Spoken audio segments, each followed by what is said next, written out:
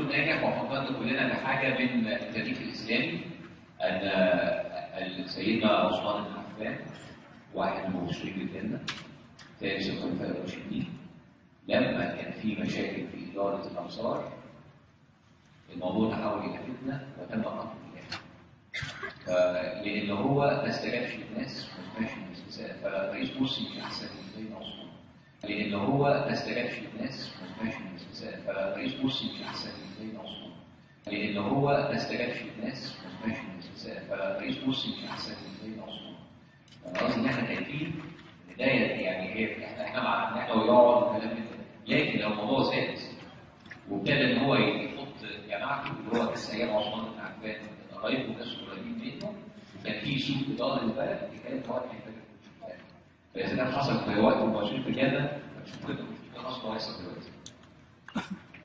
أيها المسلمون في هذا العصر وفي كل عصر، إن الأيدي المجرمة هي التي زورت الرسائل الكاذبة على لسان عائشة أو علي وطلحة والزبير، هي التي رتبت هذا الفساد كله، وهي التي طبخت الفتنة من أولها إلى آخرها، وهي التي زورت الرسالة المزعومة على لسان أمير المؤمنين عثمان إلى عامله في مصر في الوقت الذي كان يعلم فيه أنه لم يكن له عامل في مصر. وقد زورت هذه الرسالة على لسان عثمان بالقلم الذي زورت به رسالة أخرى على لسان علي، كل ذلك ليرتد الثوار إلى المدينة بعد أن اقتنعوا بسلامة موقف خليفتهم، وأن ما كان أشيع عنه كذب كله، وأنه كان يتصرف في كل أمر بما كان يراه حقا وخيرا.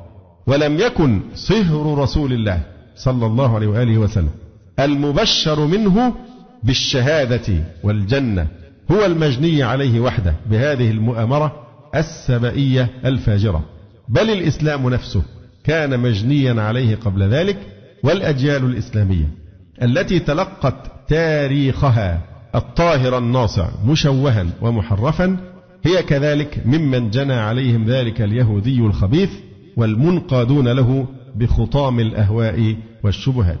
يقول القاضي: فانطلقوا إلى عثمان فقالوا له: كتبت فينا كذا، قال لهم: إما أن تقيموا 2 من المسلمين شهودا أو بينة، فلم يقبلوا ذلك منه ونقضوا عهده وحصروه، مع أنهم كان في عهد بينهم وبين أمير المؤمنين لسه في المدينة أنهم لا يشقوا العصا مقابل الشروط ال6 التي شرطوها. وقد روي أن عثمان جيء إليه بالأشتر فقال له: يريد القوم منك إما أن تخلع نفسك أو تقص منها أو يقتلوك. فقال: أما خلعي فلا أترك أمة محمد صلى الله عليه وسلم بعضها على بعض، وأما القصاص فصاحباي قبلي لم يقصا من أنفسهما ولا يحتمل ذلك بدني. وروي أن رجلا قال له: نظرت دمك. واحد من الثوار جاء لعثمان قال له: أنا نظرت دمك. قال له: خذ جنبي، فشرط فيه بالسيف شرطة أراق منه دمه، كشف له جنبه فعشان يوفي النذر تحلة القسم، شرطه بشرطة فأراق دمه حتى يخرج من النذر. ثم خرج الرجل وركب راحلته وانصرف في الحين. هذا الخبر في كتاب التمهيد للباقلاني. وأعجب من ذلك ما رواه الطبري أن عمير بن ضابئ البرجمي وكميل بن زياد النخعي حضر إلى المدينة ليغتالا عثمان تنفيذا لقرار اتخذوه بالكوفة مع بقية عصابتهم. فلما وصل إلى المدينة نكل عمير وترصد كميل للخليفة حتى مر به.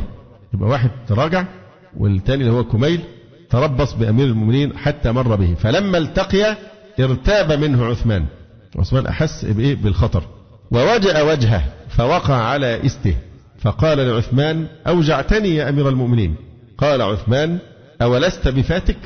شكلك كده عايز تقتلني، أولست بفاتك؟ قال: لا والله الذي لا إله إلا هو. فاجتمع الناس وقالوا: نفتشه يا أمير المؤمنين. فقال: لا، قد رزق الله العافية. أنا التفت إليه وانتبهت منه. قالوا له: نفتشه. قال: لا، قد رزق الله العافية، ولا أشتهي أن أطلع منه على غير ما قال. خليه مستور حتى لو هو مخبي حاجة، خلاص نقبل منه الظاهر ولا أشتهي أن أطلع منه على غير ما قال. ثم قال لكميل: إن كان كما قلت فاقتد مني، إن هو لما أمير المؤمنين شك فيه ودفعه فوقع على الأرض فقال له أوجعتني، فرد عليه قال له إن كان كما قلت فعلا أوجعتك فاقتد مني، اقتص مني. وجثى فوالله ما حسبتك إلا تريدني، أنا شكيت أنك تريد قتلي. فجثى على إيه؟ ركبتي أمير المؤمنين حتى يقتص منه لأنه أوقعه. وقال عثمان إن كنت صادقا فأجزل الله، وإن كنت كاذبا فأذل الله. وهذا من التلطف في العبارة، لم يخاطبه فحذف المفعول، إن كنت صادقا فأجزل الله، وإن كنت كاذبا فأذل الله. وقعد له على قدميه وقال دونك، هيا اقتص. فقال كميل تركت، عفى عن عثمان. يقول في الحاشية أيها القارئ الكريم إن هذا الموقف ليس موقف خليفة فضلا عمن دونه، بل هو موقف المتخلقين بأخلاق الأنبياء على أن الله يمهل ولا يهمل. فقد جاء الحجاج بعد 40 سنة فقتل ضابئا، اللي هو عمير بن ضابئ اللي كان هيقتله وتراجع. فقد جاء الحجاج بعد 40 سنة فقتل ضابئا وقتل كميلا بما أراداه في هذا الحادث من الفتك برجل خلق قلبه من رحمة الله رضي الله عنه. وإن الله ليملي للظالم حتى إذا أخذه لم يفلت. ولقد دخل عليه ابن عمر على أمير المؤمنين فقال له عثمان انظر ما يقول هؤلاء، يقولون اخلع نفسك أو نقتلك. قال له ابن عمر أمخلد أنت في الدنيا؟ قال لا. قال هل يزيدون على أن يقتلوك؟ قال لا. قال هل يملكون لك جنة أو نارا؟ قال لا. قال فلا تخلع قميص الله عنك فتكون سنة، كلما كره قوم خليفتهم خلعوه أو قتلوه.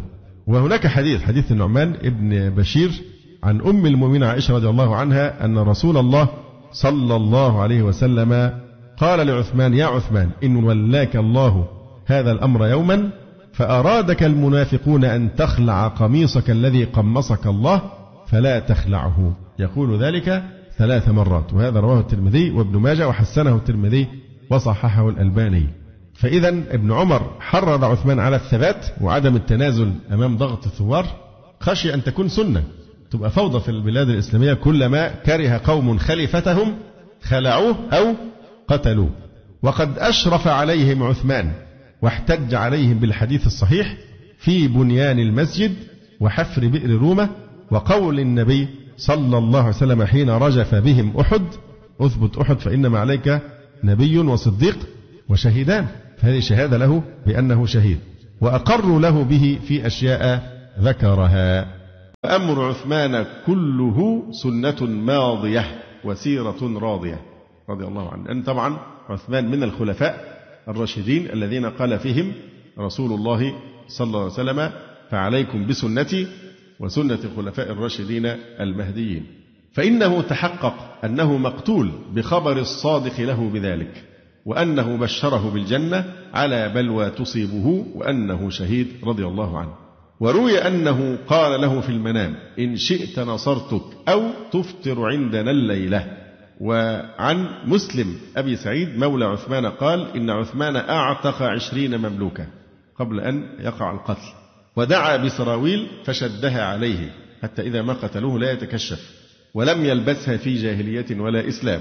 وقال إني رأيت رسول الله صلى الله عليه وسلم البارحة في المنام، ورأيت أبا بكر وعمر، وإنهم قالوا لي اصبر فإنك تفطر عندنا القابلة، الليلة القادمة سوف تفطر عندنا. ثم دعا بمصحف فنشره بين يديه فقتل وهو بين يديه رضي الله تعالى عنه.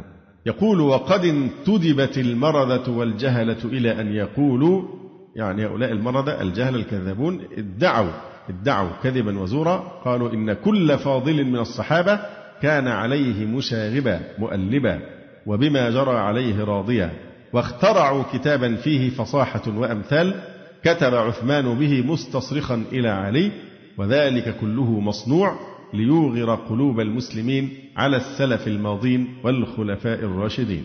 يقول الشيخ الخطيب رحمه الله تعالى هذه الكتب المصنوعة والأخبار المبالغ فيها أو المكذوبة شحنت بها أسفار الأخبار وكتب الأدب، ولتمييز الحق فيها من الباطل طريقان: أحدهما طريق أهل الحديث في ألا يقبلوا إلا الأخبار المسندة إلى أشخاص بأسمائهم، ثم يستعرض أحوال هؤلاء الأشخاص فيقبلوا من صادقهم ويضربوا وجه الكذاب بكذبه. والطريق الثاني طريق علماء التاريخ، وهو أن يعرضوا كل خبر على سجايا من يخبر عنه ويقارنوه بسيرته، وهل هو مما ينتظر وقوعه ممن نسب إليه ويلائم المعروف من سابقته وأخلاقه أم لا.